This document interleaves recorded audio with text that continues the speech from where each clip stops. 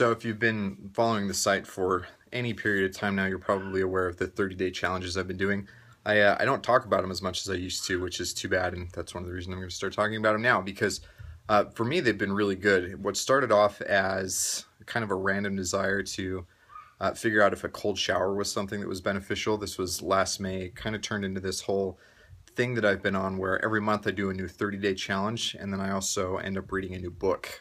Most of the time, just because I don't have a lot of time to read, I end up just listening to it on Audible as I'm driving in and home from work.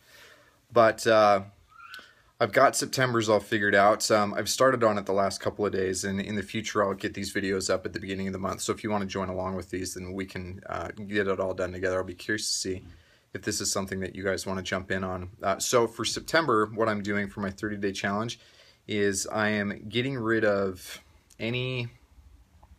basically I'm not swearing, but I don't really swear a whole ton. I mean, I have my bad habits, but being a Mormon, we have within our own little subculture our kind of our substitute swears, like saying dang or darn, or freaking or heck or anything else. And I'm not super guilty about those, but basically what I want to do is just get rid of any lazy language in my life. I read about a guy who, I should pull it up and quote it, but basically what he said is that if you don't use strong language in your daily and your normal vocabulary, then in the times when you do find it needful to use it, it ends up carrying a lot more weight. And so for me, it's not really a moral thing, but it's a lazy thing, and I want to be able to, when I need to use strong language, have it actually mean something, because it's not just a lazy thing that I pepper throughout my daily language anyway. So that's what I'm doing for this month, and then I'm going back to reading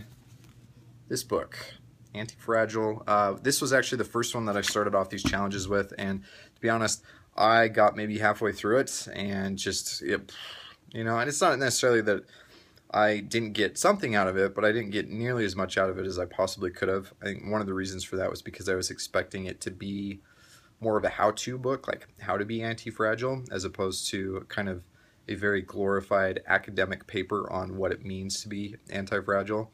So I've been going through it for the last week or so, and I can't believe how much good stuff I missed the first time that I went through it, and I'm already pretty much caught up to where I was before, and so I'm excited to start learning more things out of it.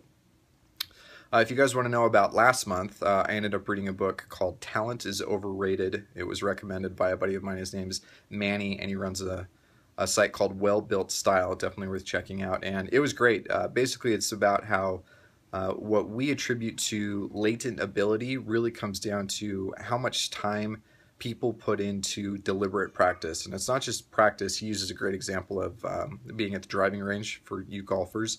If you just go and you hit a bucket of balls every day, you'll improve, but you won't improve nearly as much as the guy who goes every day and he starts focusing on his grip or his foot positioning, or how much torque he can get, or really getting deliberate with his practice. And so a lot of times we just say that these people are talented, but the excellent performers are really just people who put in all the time and they do all the hard work. And then what I really loved is the first like 7 or so chapters were really good in regards to talking about kind of defending this whole premise, and then for the rest of the book he applies it to a business sense, which I think was great. Really, really good information that I got out of that. So if you haven't read that book, I'll have a link down below, but definitely check that out.